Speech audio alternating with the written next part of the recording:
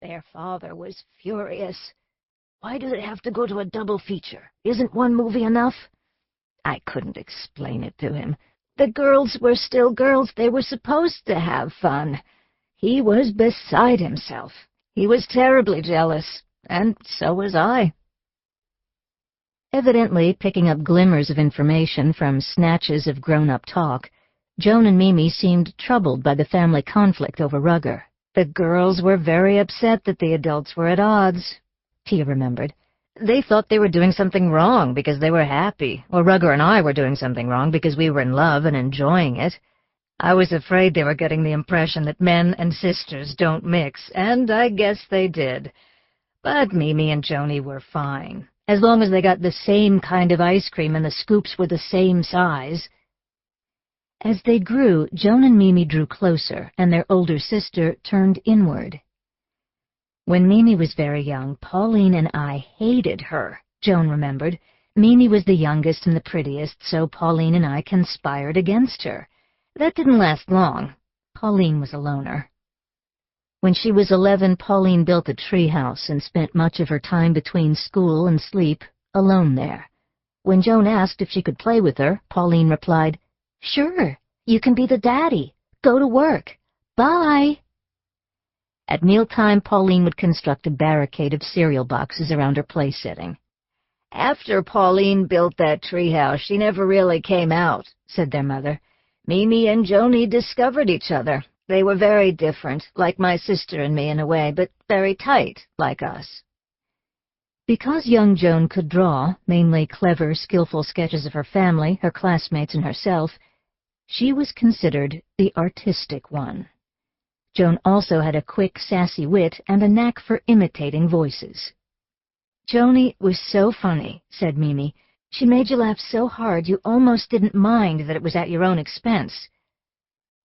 A lovely girl with deep liquid brown eyes and an easy, disarming smile, Joan thought of herself as unattractive. Surgery to remove a benign tumor had left a tiny scar on her torso that she saw as monstrous. She endured schoolyard taunts because of her Mexican surname and dark skin, and she coveted her little sister's fairer, delicate beauty. "Mimi was the pretty one," said Dr. Baez. "She looked like an angel. All three of my girls, they were all beautiful. Pauline, Joan too, beautiful. But not like Mimi." She had physical confidence and poise. Under Tia's patronage, Mimi had been studying dance since the age of 5. She struggled with books, however, because she was an undiagnosed dyslexic, and her schoolwork suffered. Mimi envied her sister Joan's way with words and her ease in adult company. Joan was very jealous of Mimi's looks. It was very hard for Joan. Joan always thought she was ugly, said their mother. I think Mimi was just as jealous of Joan, because Joan was so talented. They were both talented, but I don't know. I just know they loved each other so much I thought sometimes they'd kill each other. The girls held hands constantly. Once, as they were walking, Mimi squeezed so tightly that her fingernails dug into her sister's palm and blood smeared onto the sides of their dresses. Encouraged by one of Albert's university friends, the Baez family started attending Quaker meetings, and they always brought the girls, all of whom endured the sessions dutifully and absorbed elements of the Quaker ideals that they understood and liked. It was something we had to do, and it was a chore, Mimi would remember.